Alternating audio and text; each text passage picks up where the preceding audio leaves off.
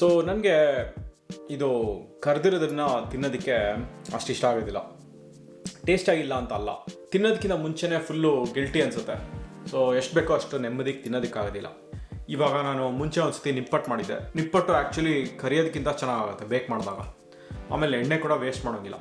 ಅದಕ್ಕೆ ಇವತ್ತು ನಾನು ಆಂಬೊಡೆ ಮತ್ತು ಮಸಾಲ ವಡೆನ ಫುಲ್ಲು ಬೇಕ್ ಮಾಡ್ತಾಯಿದ್ದೀನಿ. ಇದು ಸಖತ್ತಾಗಿ ಬರುತ್ತೆ.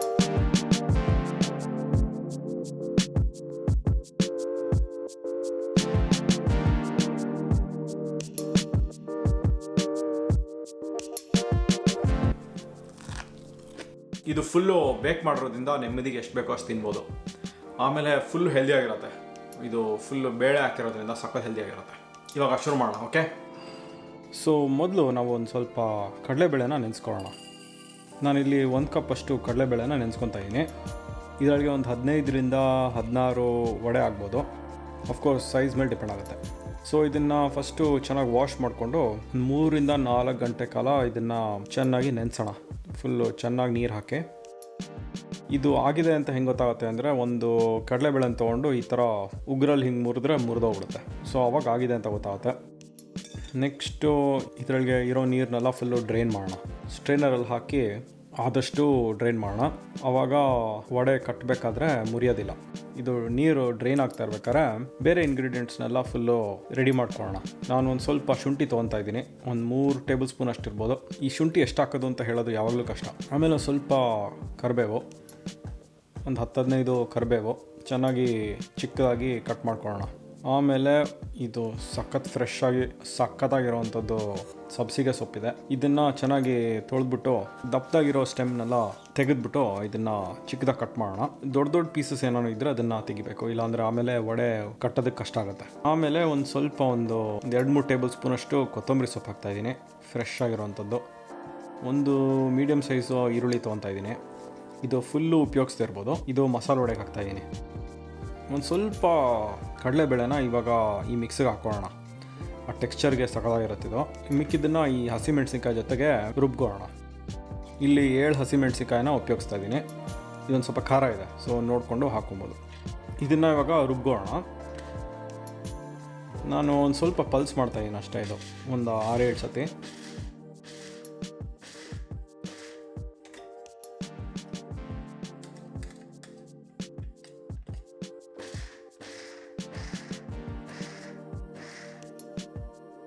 ಈ ಥರ ಇದ್ದರೆ ಕರೆಕ್ಟಾಗಿರುತ್ತೆ. ಇವಾಗ ಅವೆನ್ನ ರೆಡಿ ಮಾಡ್ಕೊಳ್ಳೋಣ. ನಾನು 225 ಡಿಗ್ರಿಗೆ ಹಾಕ್ತಾಯಿದ್ದೀನಿ ಇದನ್ನು. ನಿಮ್ಮ ಅವೆನಲ್ಲಿ 200 ಡಿಗ್ರಿ ಇದ್ರೂ ಪರವಾಗಿಲ್ಲ, ವರ್ಕ್ ಆಗುತ್ತೆ. ಇನ್ನೊಂದು ಸ್ವಲ್ಪ ಜಾಸ್ತಿ ಹೊತ್ತು ಬೇಕ್ ಮಾಡಬೇಕಾಗತ್ತೆ. ಇವಾಗೆಲ್ಲ ಇಂಗ್ರೀಡಿಯೆಂಟ್ಸ್ನೂ ಮಿಕ್ಸ್ ಮಾಡೋಣ, ಈರುಳ್ಳಿ ಒಂದನ್ನು ಬಿಟ್ಟು.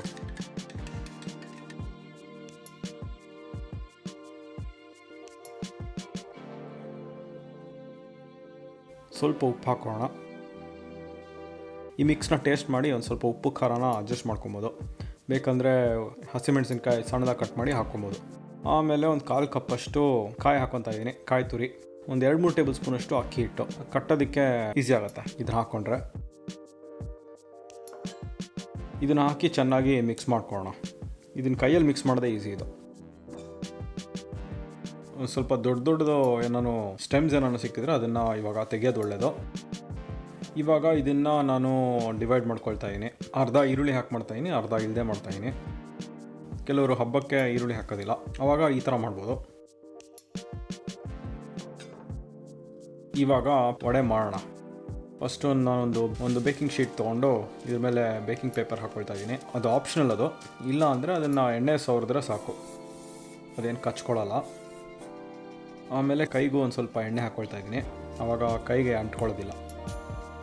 ಇವಾಗ ಎಲ್ಲ ಈಕ್ವಲ್ ಸೈಜಸ್ ವಡೆನ ತಟ್ಕೊಂಡು ನೀಟಾಗಿ ಇದ್ರ ಮೇಲೆ ಇಡೋಣ.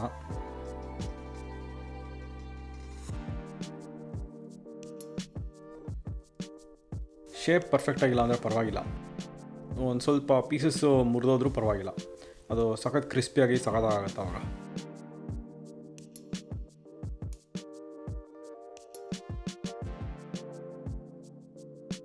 ಇದನ್ನು ನಾವು ಒಂದು 15ರಿಂದ 18 ನಿಮಿಷ ಬೇಕ್ ಮಾಡ್ಕೊಳ್ಳೋಣ. ಒಂದು 15 ನಿಮಿಷ ಆದಮೇಲೆ ಒಂದು ಸ್ವಲ್ಪ ಕಣ್ಣಿಟ್ಟಿರಬೇಕು. ಕೆಲವು ಸತಿ ಬೇಗ ಕೆಂಪಗಾಗಿರುತ್ತೆ. ಈ ಎಡ್ಜಸ್ ಎಲ್ಲ ಒಂದು ಸ್ವಲ್ಪ ಕೆಂಪಗಾದ್ಮೇಲೆ ಇದನ್ನು ತೆಗಿಬೋದು.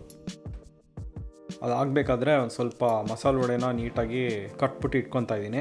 ಈರುಳ್ಳಿ ಉಪ್ಪು ಜೊತೆ ಹಾಕಿದ್ಮೇಲೆ ಒಂದು ಸ್ವಲ್ಪ ನೀರು ಬಿಟ್ಕೊಂಡಿರುತ್ತೆ. ಬೇಕಾದರೆ ಇನ್ನೊಂದು ಸ್ವಲ್ಪ ಅಕ್ಕಿ ಹಿಟ್ಟು ಹಾಕೊಬೋದು ಕನ್ಸಿಸ್ಟೆನ್ಸಿ ಅಡ್ಜಸ್ಟ್ ಮಾಡ್ಕೊಳ್ಳೋದಕ್ಕೆ.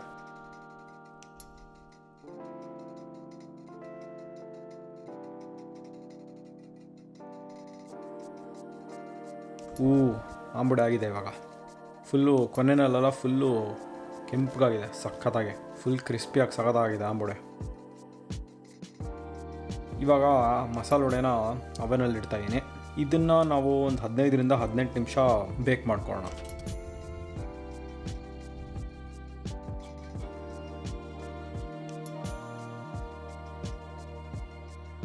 ವಾವ್, ಸೂಪರ್ ಆಗಿದೆ. ಇವಾಗ ಎರಡನ್ನೂ ಪ್ಲೇಟ್ ಅಪ್ ಮಾಡೋಣ. ನನಗೆ ಆಂಬುಡೆನ ಒಂದು ಸ್ವಲ್ಪ ಮೊಸರು ಮತ್ತು ಕೊತ್ತಂಬರಿ ಸೊಪ್ಪು ಜೊತೆ ಹಾಕಿ ತಿನ್ನೋದಕ್ಕೆ ಇಷ್ಟ. ಚಟ್ನಿ ಜೊತೆನೂ ಸೂಪರಾಗಿರುತ್ತೆ. ಮಸಾಲೆ ವಡೆ ಹಾಗೆ ತಿನ್ನೋಕ್ಕೂ ಚೆನ್ನಾಗಿರುತ್ತೆ, ಕೆಚಪ್ ಜೊತೆನೂ ಸಖತ್ತಾಗಿರುತ್ತೆ. ಸ್ವಲ್ಪ ಫೋಟೋಸ್ ತೆಗೆದಿದ್ದೀನಿ, ಅದನ್ನೊಂದು ಸ್ವಲ್ಪ ತೋರಿಸ್ತೀನಿ. ಹೆಂಗಿದೆ ಅಂತ ಹೇಳಿ ಕಾಮೆಂಟ್ಸಲ್ಲಿ.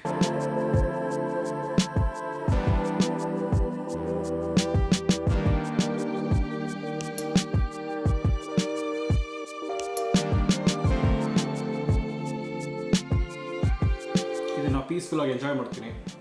ನನ್ನ ಬೇರೆ ವಿಡಿಯೋಸ್ನ ಇಲ್ಲಿ ನೋಡಿ. Okay, subscribe, like, share, comment. Okay, bye bye.